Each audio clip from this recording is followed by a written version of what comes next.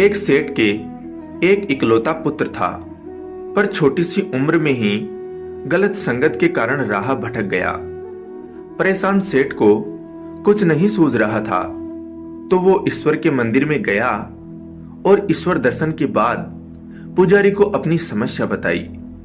पुजारी जी ने कहा, आप अपने पुत्र को कुछ दिन मंदिर में भेजना, कोशिश पूरी करेंगे कि आपकी समस्या का समाधान हो, आगे जैसी सद्गुरुदेव और श्री हरि की इच्छा।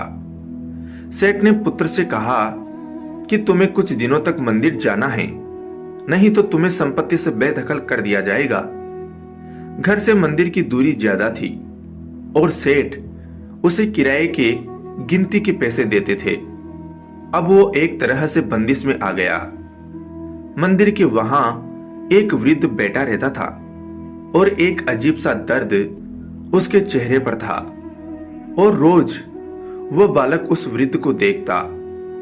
और एक दिन मंदिर के वहां बैठे उस वृद्ध को देखा तो उसे मस्ती सूझी और वह वृद्ध के पास जाकर हंसने लगा और उसने वृद्ध से पूछा, हे वृद्ध पुरुष, तुम यहाँ ऐसे क्यों बैठे रहते हो? लगता है बहुत दर्द भरी दास्तान है तुम्हारी। और व्यंग्यात्मक तरीके से कहा, शायद बड़ी भूलें की हैं जिंदगी में। उस वृद्ध ने जो कहा, उसके बाद उस बालक का पूरा जीवन बदल गया।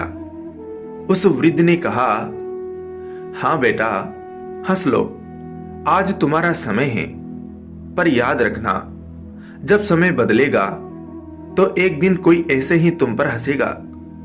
सुनो बेटा, मैं भी खूब दौड़ा, मेरे 4 बेटे हैं और उन्हें जिंदगी में इस लायक बनाया कि आज वो बहुत ऊंचाई पर है, और इतनी ऊंचाई पर है वो कि आज मैं उन्हें दिखाई नहीं देता हूं। और मेरी सबसे बड़ी भूल ये रही कि मैंने अपने बारे में कुछ भी न सोचा। अपने इन अंतिम दिनों के लिए कुछ धन अपने लिए बचाकर न रखा, इसलिए आज मैं एक पराधीनता का जीवन जी रहा हूं। पर मुझे तो अब इस मुरलीधर ने संभाल लिया है कि यहां तो पराधीन हुआ हूं, कहीं आगे जाकर पराधीन न हो जाऊं। बालक को उन शब्दों ने झकझोर कर रख दिया। बालक ने कहा, मैंने जो अपराध किया है उसके लिए मुझे क्षमा करना है देव। पर हे देव, आपने कहा कि आगे जाकर पराधीन न रहूं, यह मेरी कुछ समझ में न आया।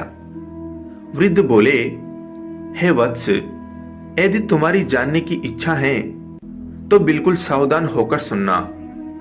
अनंत यात्रा का एक पड़ाव मात्र है ये मानव देह, और पराधीनता से बड़ा कोई अभिशाप नहीं है, और आत्मनिर्भरता से बड़ा कोई वरदान नहीं है। अभिशाप की जिंदगी से मुक्ति पाने के लिए कुछ न कुछ जरूर कुछ करते रहना। धन शरीर के लिए तो तपोधन आत्मा के लिए बहुत जरूरी है। नियमित साधना से तपोधन जोड़िए, आगे की यात्रा में बड़ा काम आएगा। क्योंकि जब तुम्हारा अंतिम समय आएगा, यदि देह का अंतिम समय है तो धन बड़ा सहायक होगा, और देह समाप्त हो जाएगी तो फिर आगे की यात्रा शुरू हो जाएगी, और वहां तपोधन बड़ा काम आएगा। और हां, एक बात अच्छी तरह से याद रखना कि धन तो केवल यहां काम आएगा, पर तपोधन यहां भी काम आएगा और वहां भी काम आएगा। और यदि तुम पराधीन हो गए तो तुम्हारा साथ देने वाला कोई न होगा। उसके बाद उस बालक का पूरा जीवन बदल गया। इसलिए नियमित साधना से तपोधन इकट्ठा करो।